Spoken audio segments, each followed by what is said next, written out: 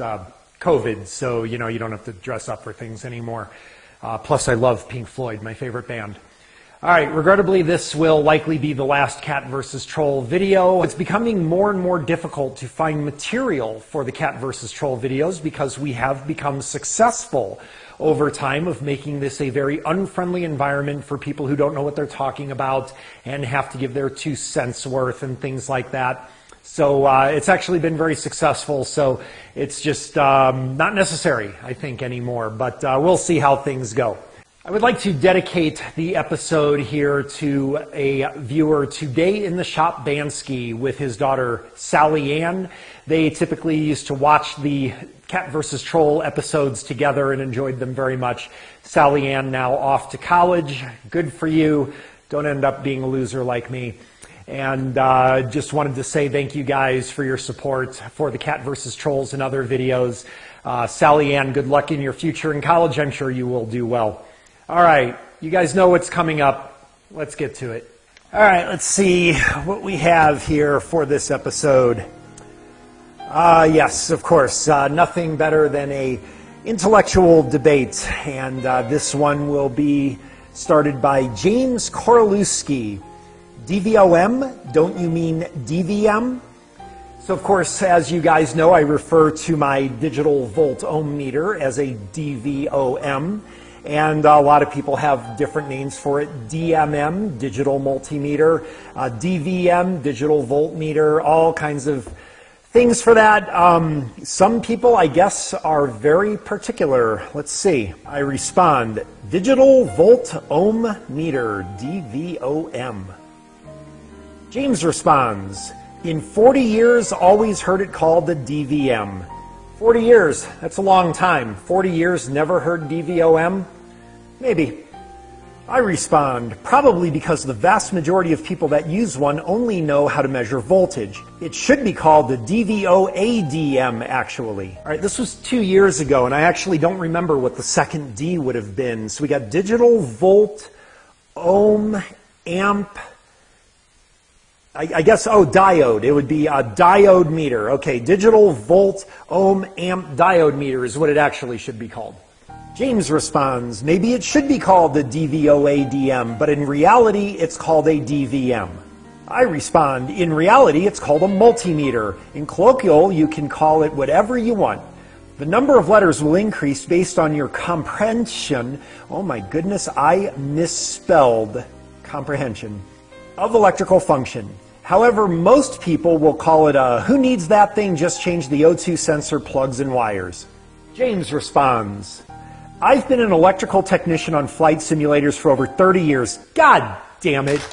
We use a meter almost every day, and when one is needed, someone yells, will someone get a DVM meter for troubleshooting? Notice the redundancy, by the way, digital voltmeter meter. We mostly use fluke digital DVM meters. Oh my God, it's like a double redundancy. Digital voltmeter meter. Nowadays, but even way back when we used the analog Simpson 260s, we called those DVMs also. Okay, so the Simpson 260, yes, was an analog meter. So you're saying my nomenclature is incorrect, calling a digital meter that reads volts and ohms a DVOM, but an analog meter you call a digital voltmeter. And I'm the one that's wrong. Well, the fact you call it that doesn't make it the official terminology. They're also called DVOMs, DVMs, DMMs. There's not an official name. All are acceptable. James responds, you're so ignorant and stubborn, you must be a snowflake left-winger Democrat. All right, well, just to prove my point, I went and pulled this excerpt off of Amazon Books for an auto wiring guide by John Hechtman, where he explains using a DVOM or DMM. We use the acronym DVOM, it's also called the DMM, digital multimeter, and then he goes on to talk about how to use your DVOM. So I also looked up on Amazon electrical book James Korolewski to see what his input was on the matter, but the only searches I came up with ended with vitamin C serum for anti-aging, which may be useful at his age, and some kind of other vibrancy serum. All right, this next one, you honestly can't even make this up, but I am sure you all remember our friend Sarah, Ohana Mama. She's a public figure. Actually, now it's kind of more like public housing. Wait till you see how this one turned out. All right, so I am sure you guys remember this story full well. Just a brief recap in case you didn't see previous episodes. Ohana Mama took issue with my kind of conservative approach on food stamps and the like, that people should not be able to get luxury items with them, and it should really be to help them get through their difficult times, and when they get on their feet again, they can reward themselves with whatever they earn, but I'm a little particular about where my tax dollars go, as many people are. Ohana Mama took issue to that and thought I was cold and cruel because I am starving people to death because I didn't think they should get Haagen-Dazs ice cream. Turns out Ohana Mama is a vlogger with not too much of a following, and she would do things like vlog about her new car and her new home in Hawaii on YouTube. And she even had the audacity to start a GoFundMe page asking her followers to get her a new video camera so that she could better document her life in Hawaii. Well, the fairy tale didn't seem to go all that well for long because, first of all, Ohana Mama's YouTube channel was actually removed by YouTube. I don't know why, but I know she was extraordinarily vocal against COVID vaccination, and I believe that that is probably the most likely reason why. Also, she did start other vlogs and things that occasionally I would tap into for this purpose. And come to find out that, unfortunately, she ran into some very severe financial problems. And in an effort to help with their financial situation, and with a fifth kid on the way, they decided to move to a cheaper place as opposed to Hawaii. They chose California. Well, it turns out that they couldn't find employment to support their lifestyle, and she started asking her followers, all probably I guess 250 of them, for help. And they actually not only did not help, they actually turned on her. Let's look. So here's some posts from the Ohana Mama log just a few years ago. This original quote was, "I don't think there's a post about her. Used to love her, but I can't anymore. They've been sick for a while now." Oh yeah, I forgot about that. Remember how she posted about every illness that they ever had while at the same time talking about her healthy vegan lifestyle? But now they announce they're pregnant. Why? They already have money issues, and they're playing like this is a surprise. They're bluffing. This isn't the first time in the last couple months she tested to be pregnant. They need to find decent jobs. Good. Notice the response right underneath it. "I'm glad you made a post about her. Did she seriously make a GoFundMe for a new camera?" Yes, she seriously did. What happened to the job she supposedly got? It's just irresponsible in their part to have another kid when they're struggling. Well, sounds pretty desperate. Actually gets worse. So another follower of hers says, a few weeks ago she made another GoFundMe, begging for money, saying neither she nor KC were able to get jobs. KC, I believe, was her husband. It didn't go over so well, so she deleted it and her Instagram. Oh, her Instagram's gone too now. Wow, how is she a public figure? From what I see, her husband is perfectly capable to get out of bed in the morning and go to work. What's her problem? Why can't she get a job? Wow, this is from her followers? I hope you guys never turn on me like that. Gee. Since they moved to California, they've been living with family, and since neither of them have a job, it's obvious they're receiving government assistance. Oh man, I wonder if that comes with Haagen-Dazs ice cream. All right, well, I certainly never wish anybody misfortune like that. You also reap what you sow. So hopefully they kind of get a taste of reality now. And yes, like other people, you have to work to sustain, and you stay within your means. And if you're wise, you'll actually stay below it. And that means if you don't have a pot to piss in, your last concern on the planet would be Haagen-Dazs ice cream. Case proven. QED. Mic drop. Let's move on. All right. Yes, there is nothing that a hardcore scientist likes better than pseudoscience. Nothing is more pseudoscientific than psychology. Let's talk psychology because I get this one a lot. Mazda Man 77, Schrodinger's box channel equals Dunning-Kruger effect. I do get that quite a bit. So, for those of you guys not familiar, what Mazda Man is saying is in an intelligent way. As he would put it, if you want it at its simplest level, the dumbest guy in the room always thinks he's the smartest. I love this Dunning-Kruger effect. Wait till you see the irony of this, how it's going to come back at him. Let's learn a little psychology here, because pseudoscience is fun. Pseudoscience means that you don't have any controls, you have no independent variable, and it is not falsifiable. So, for example, when the psychologist tells you that your issues are you are repressing bad childhood memories, and you're thinking you had a good childhood, and you're like, no, I'm not, and then they tell you, see, you're doing it now, that is unfalsifiable, and there is no scientific control or experiment to prove that the theory was correct. Total bullshit. But let's go take a deeper dive into how this works. All right, so way back in 1999, when there were only some 600 made-up disorders and conditions and things like that, instead of the 6 million that we have now, one of them that really kind of came to surface was this Dunning-Kruger paper, which we'll discuss in a minute, and people who refer to the Dunning-Kruger effect, where the less knowledgeable you are, the more experienced you think you are, or again, the dumbest person in the room always thinks they're the smartest.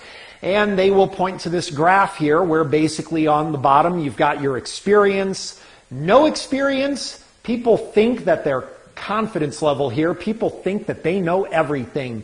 But then, as they gain experience on the x-axis, they start to realize that they're not so good after all. And then it gets to a point where you actually kind of realize, when you have a reasonable amount of experience, that you don't know anything.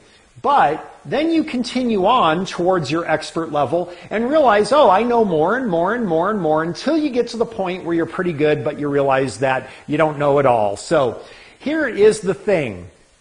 That graph is not in the actual paper from 1999 by Dunning-Kruger. That graph, I don't even know where it came from, but it is completely out of someone's ass. The other thing is that that's not even the conclusion from the Dunning and Kruger paper. If you actually read the paper, you would see that the actual conclusion they came up with is that no matter what your level, you always feel more confident and think you know more than what a test, an aptitude test, would show you actually do. So in other words, if you are a beginner at something, you will think that you know more than what you actually do, and when you take an aptitude test, you won't do as well on the test as you think you did. That's also the same if you are at intermediate level. You will think that you know more at your intermediate level than what you actually would on an intermediate level aptitude test. If you are an expert, you will think that you know more about a subject than an expert level aptitude test would show you actually know. Everybody basically overestimates slightly what their actual ability turned out to be on an aptitude test. There was one exception though.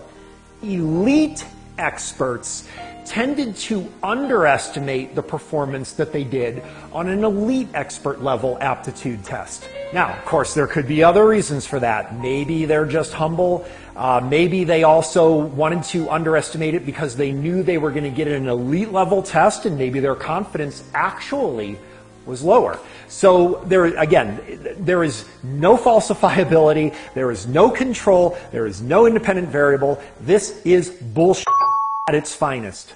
So nowhere in the paper does that graph show. This is actually the graph that was shown in the paper. When properly read, this does not have anything to do with the effect we saw earlier. As a matter of fact, there have even been other psychology papers that have disagreed with this, and they did it using their own bullshit studies. So what they did in one of these studies was they took 64 random people and they gave them a random test where they wouldn't know anything about it in the slightest bit whatsoever. Basically, they have to all pretty much guess at the answers. And then they asked all of them, how do you think you did on the test?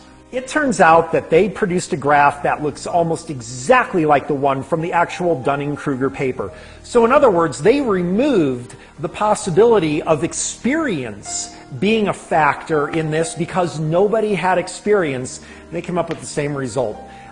Still bull, but at least it is a little more intelligently done.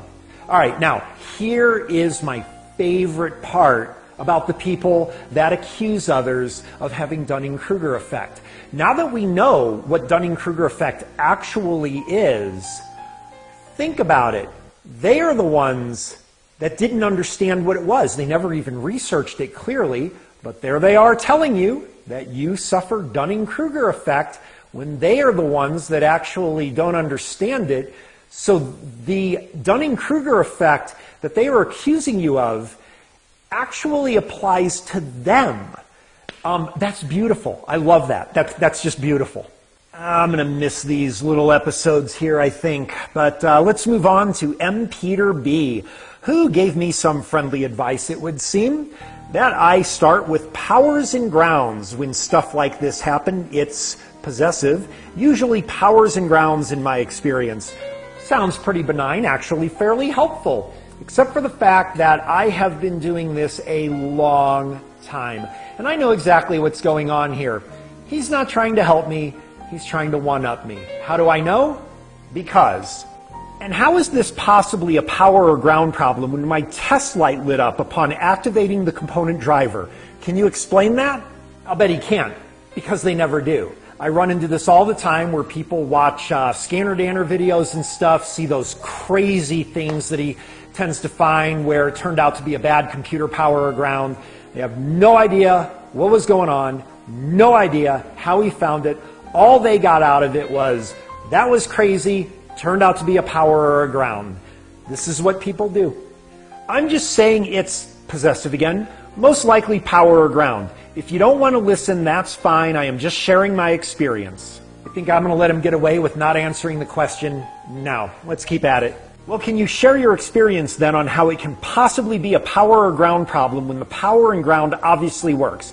How exactly do you test your powers and grounds? What is your exact methodology and how does it differ from what I did in the video? So you got to narrow down and get really, really specific. Don't let them do the red herrings and the generalizations and things like that. Pin them down. Look for the last time. You need a comma there. You got to say, look for the last time. Look for the last time. Well, then this would be over. I am not saying that this is what the problem is. I am only saying it's, again, possessive. Most likely power or ground when you have weird stuff like that happen. I have been doing this for over 30 years.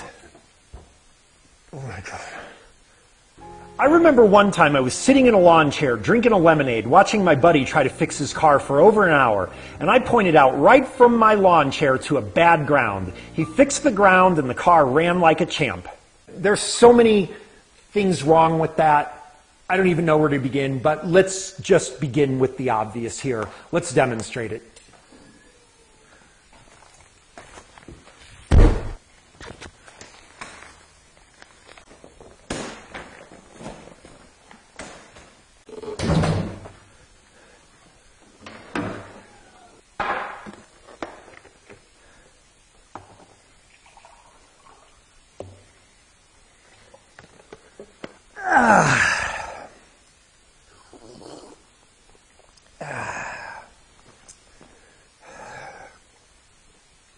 Seriously, what in the actual for real? What in the actual? You got a ground loose right over there. Loose ground. There is? Where? It's right there. It's right there. I can see it right there. From my lawn chair, I can see it. Yeah, it's right there. What, you mean here? That's tight. One here? You mean this one? This one here? Like, which one? They all look tight. No, it's right there. I can see it from my lawn chair. I can see it from my lawn chair, right there. I guess he must have eyes like an eagle, even at his age. And also, why, if you have 30 years experience, would you sit there for an hour drinking lemonade in a lawn chair, watching your buddy struggle, instead of helping him? Wouldn't you just help him? All right, as usual, I kind of like to close out with the ones that are short but sweet. Let's see what Avalyn Troy had to say 4 years ago. I will take great pleasure in watching your paid channel fail miserably. You already make enough money, you greedy bastard. Oh, I didn't realize I had an overseer limiting my income potential, but that's good to know, and even better to know who that is so I can negotiate with them. I'm also very disappointed to find that my paid channel will fail miserably. I will be sure to let my new full-time admin know the bad news. All right, thank you very much. I appreciate your guys' support with this series. Kind of don't think we're going to do it again, but I don't know. We'll see. All right, hope you enjoyed it. We'll see you next time.